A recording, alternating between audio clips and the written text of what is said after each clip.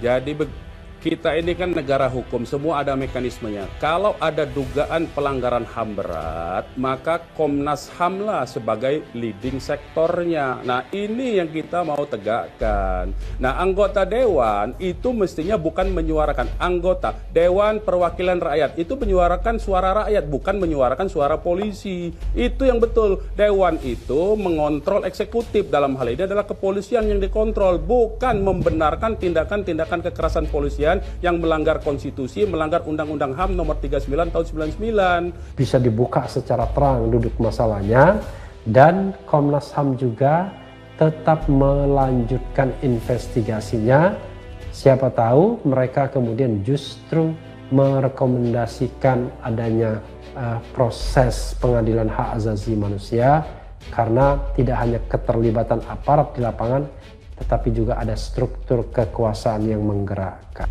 Semoga semuanya baik-baik saja, tidak ada orang jahat ya di negeri ini, apalagi orang jahat yang menggunakan kekuasaan untuk membungkam.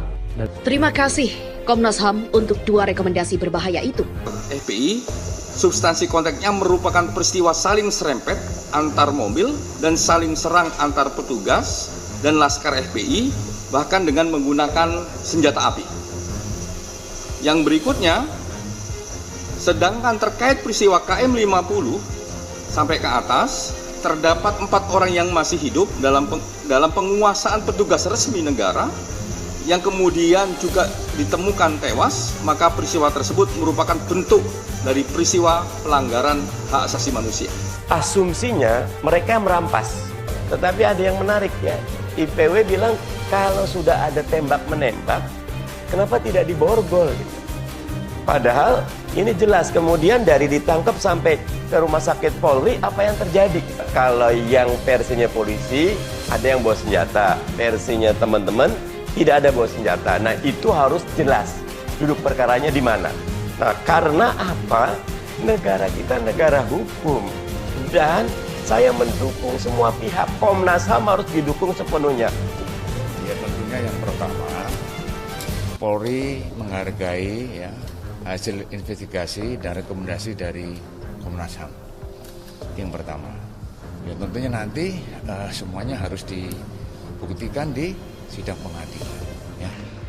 Nah, jadi kemudian ada kasus-kasus yang lama sekali seperti kasus Munir, begitu ya, dan yang kasus yang baru, kasus Novel Baswedan. Ketika kita tidak tahu siapa yang menyiram air keras ke Novel, memang itu bisa menjadi tindak pidana biasa kalau kita belum mengungkap secara utuh. Tapi ketika kasus ini terus-terusan tidak bisa terungkap, maka itulah pelanggaran hak asasi manusianya, karena setiap orang yang terkena kasus tindak pidana, dia harus tahu siapa yang melakukannya, dan itulah gunanya negara. Kalau kita punya negara, punya pemerintah, punya aparat, sama saja dengan kita tidak bernegara, ya orang akan bertanya, untuk apa saya kemudian punya pemerintahan? Hal-hal seperti ini seharusnya pemerintah merangkul dengan cara bukan berarti mengkooptasi, dalam arti bahwa kegiatan kemanusiaan FPI seperti itu difasilitasi, dibantu, jangan di-cut sana sini.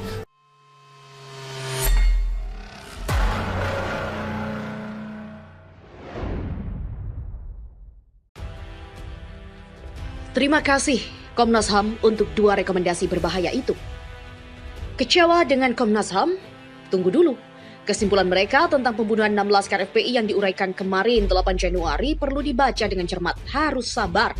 Termasuk sabar membaca tulisan yang agak panjang ini. Tidak mudah melakukan penyelidikan tindak kekerasan, bahkan oleh institusi yang terpilih sekalipun seperti polisi. Apalagi tindak kekerasan itu dilakukan oleh orang-orang kepolisian sendiri, pastilah banyak tantangan, mungkin juga rintangan. Inilah yang dihadapi Komisi Nasional Hak Asasi Manusia. Mereka sedang apes, terpaksa menyelidiki tindak kekerasan yang dilakukan oleh polisi. Bisa Anda bayangkan kesulitan yang harus dihadapi Komnas? Karena itu wajarlah disampaikan terima kasih bertanda kutip kepada Komnas HAM yang telah menampung dan juga merampungkan penyelidikan atas pembunuhan 6 anggota FPI yang terjadi pada 7 Desember 2020. Apresiasi pantas disampaikan meskipun banyak yang kecewa. Publik menuntut agar Komnas menyatakan pembunuhan 6 laskar itu sebagai pelanggaran HAM berat. Tapi Komnas hanya menyebut pelanggaran HAM tanpa kata berat. Tidak ringan menambahkan kata berat. Sebab yang mempelototi Komnas dalam kasus ini adalah orang-orang kelas berat semua. Mereka, tim Komnas, pasti ingin bekerja maksimal, tetapi dalam situasi dan kondisi Indonesia yang sedang mempraktekkan kekuasaan otoriter saat ini, Komnas HAM tentu saja ikut kecipratan dampaknya. Dampak itu antara lain adalah tekanan eksternal dan kegamangan internal. Kita tidak perlu pengakuan atau bantahan orang Komnas tentang tekanan dan kegamangan itu, cukup dikatakan bahwa semua orang paham apa yang terjadi. Di bawah kekuasaan otoriter ini, Komnas harus menunjukkan harga dirinya, menunjukkan mereka mandiri, bahwa mereka independen sesuai mandat undang-undang yang memayungi mereka. Sayangnya, semua ini hanya sebatas legal formal belaka, tidak level praktikal. Untuk waktu ini, independensi maksimal Komnas HAM adalah kesimpulan bahwa pembunuhan 4 laskar merupakan unlawful killing, pembunuhan tak berdasar hukum. Sedangkan pembunuhan terhadap 2 laskar lainnya dianggap sebagai korban kontak tembak. Kematian mereka dianggap oke. Komnas tak berdaya menyatakan pembunuhan yang 2 orang itu pun unlawful killing juga. Mungkin karena mereka ini ditemukan tewas di dalam mobil yang mereka kendarai. Sehingga apa kata polisi dianggap lebih meyakinkan bagi Komnas ketimbang apa kata intuisi dan akal sehat. Polisi mengatakan yang 2 itu tewas karena tembak-menembak. Komnas pun percaya karena Kapolda Metro Irjen Fadil Imran sudah terlanjur mempertontonkan senjata api atau pistol yang dia katakan adalah milik para anggota front. Tetapi, Komnas mencari jalan lain untuk menolak narasi tembak-menembak itu. Dalam poin ketiga dari rekomendasi 4 poin kasus pembunuhan 6 laskar itu, Komnas meminta agar kepemilikan senjata api dari front diusut lebih lanjut. Artinya, secara tersirat Komnas meragukan pernyataan polisi bahwa front memiliki senpi. Ini salah satu rekomendasi jebakan yang dikeluarkan Komnas. Sebab, jika penyelidikan lebih lanjut dilakukan dengan transparansi 100% plus kerjasama penuh semua pihak dan outside interference, campur tangan luar 0%, maka sangat mungkin narasi front memiliki senpi akan goyah dan bisa dipatahkan. Jika narasi ini terpatahkan dalam proses pengusutan lebih lanjut, maka seluruh penjelasan polisi tentang peristiwa pembunuhan 6 anggota front menjadi tidak kredibel lagi, tidak bisa dipercaya. Kesimpulan, Komnas HAM menggunakan istilah substansi fakta yang lainnya cukup berbahaya adalah keberadaan 2 mobil yang ikut dalam penguntitan rombongan H125.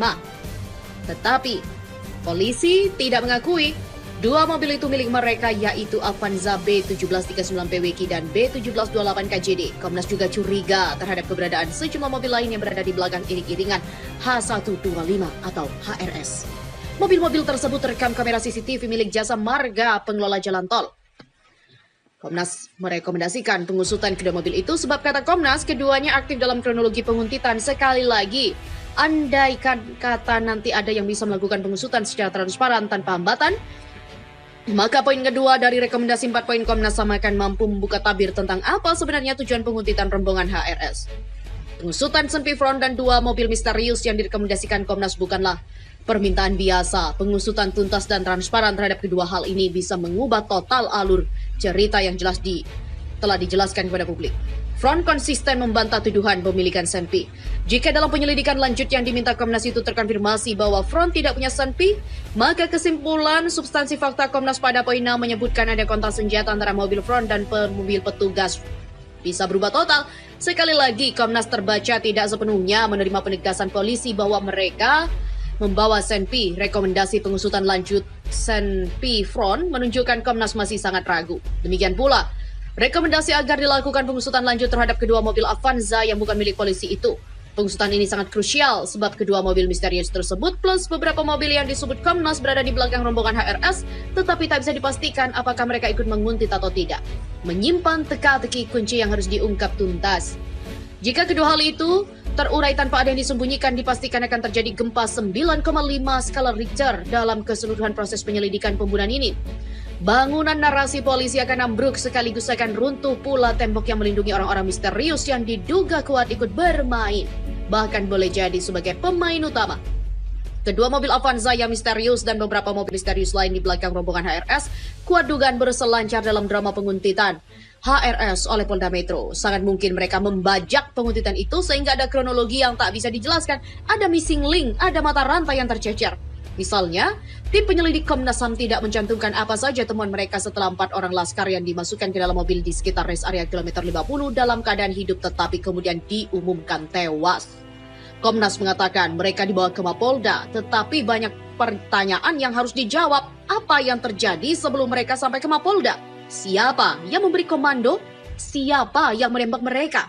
siapa yang berada di dalam mobil Land Cruiser, dan lain sebagainya.